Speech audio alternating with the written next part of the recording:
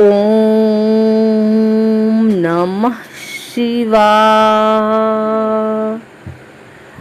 आइए सुनते हैं शुक्र प्रदोष व्रत कथा।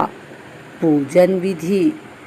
शुक्र प्रदोष व्रत के दिन व्रती को प्रातः काल उठकर नित्य क्रम से निवृत्त हो स्नान कर शिव जी का पूजन करना चाहिए।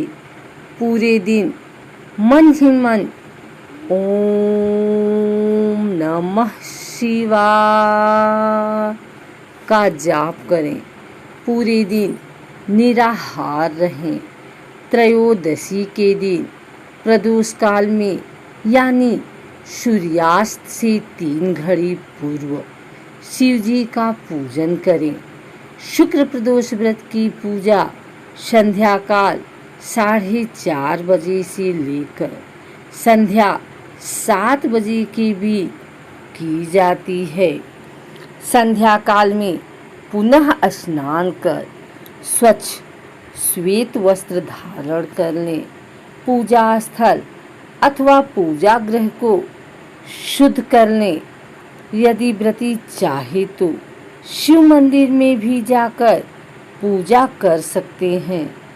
5 रंगों से रंगोली बनाकर मंडप तैयार करें। पूजन की सभी सामग्री एकत्रित कर लें। कलश अथवा लोटे में शुद्ध जल भर लें। कूश के आसन पर बैठकर शिव जी की पूजा विधि विधान से करें। ओम नमः शिवाय कहते हुए शिव जी को जल अर्पित करें।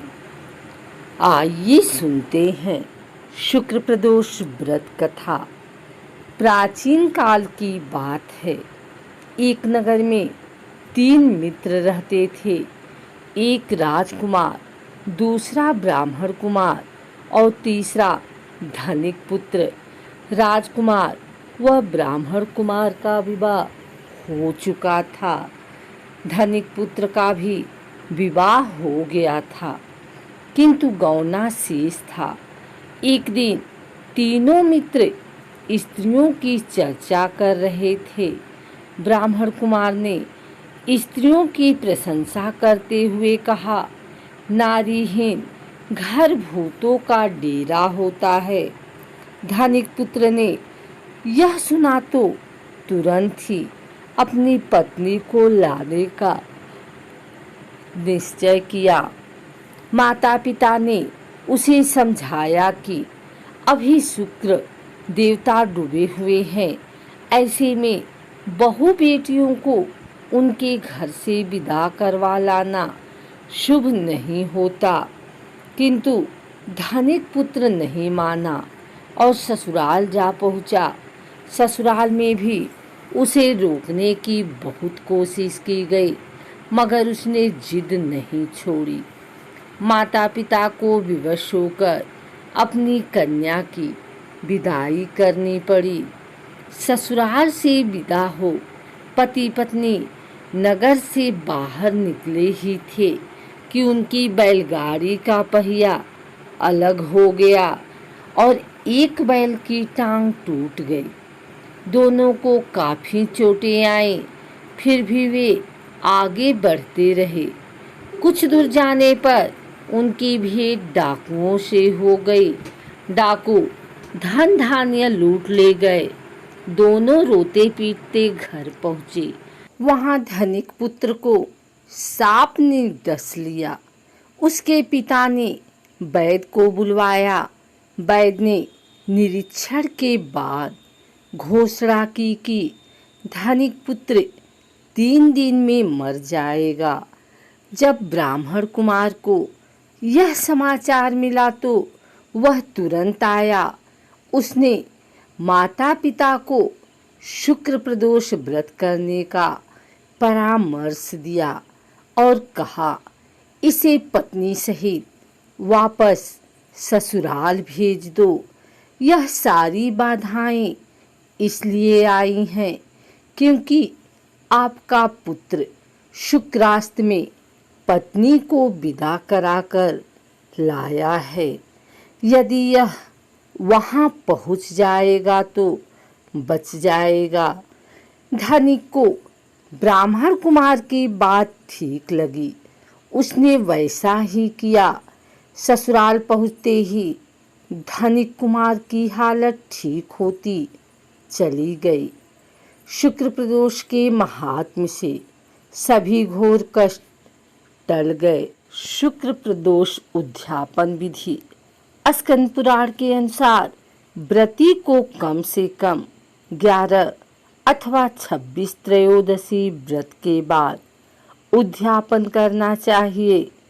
उद्यापन के एक दिन पहले यानी द्वादशी तिथि को श्री गणेश भगवान का विधिवत षोडशोपचार विधि से पूजन करें तथा पूरी रात शिव पार्वती और श्री गणेश जी के भजनों के साथ जागरण करें। उद्यापन के दिन प्रातः काल उठकर नित्य क्रमों से निवृत्त हो जाएं। स्वच्छ वस्त्र धारण करें। पूजा गृह को शुद्ध कर लें। पूजा स्थल पर रंगीन वस्त्रों और रंगोली से मंडप बनाएं। मंडप में एक चौकी अथवा पटरे पर शिव पार्वती की प्रतिमा स्थापित करें। अब शिव पार्वती की विधि विधान से पूजा करें। भोग लगाएं। शुक्र प्रदोष व्रत की कथा सुने अथवा सुनाएं। अब हवन के लिए आम की लकड़ी का उपयोग करें। साथ में हवन के लिए गाय के दूध से खीर बनाएं। हवन कुंड का पूजन करें। दोनों हाथ जोड़कर हवन कुंड को प्रणाम करें। अब अग्नि प्रज्वलित करें।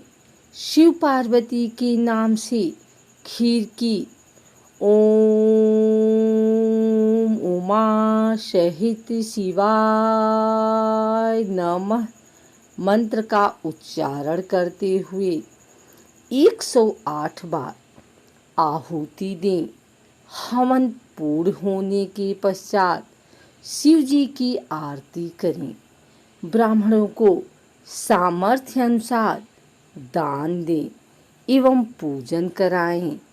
आप अपनी इच्छा अनुसार 1 या 2 या 5 ब्राह्मणों को भोजन एवं दान करा सकते हैं।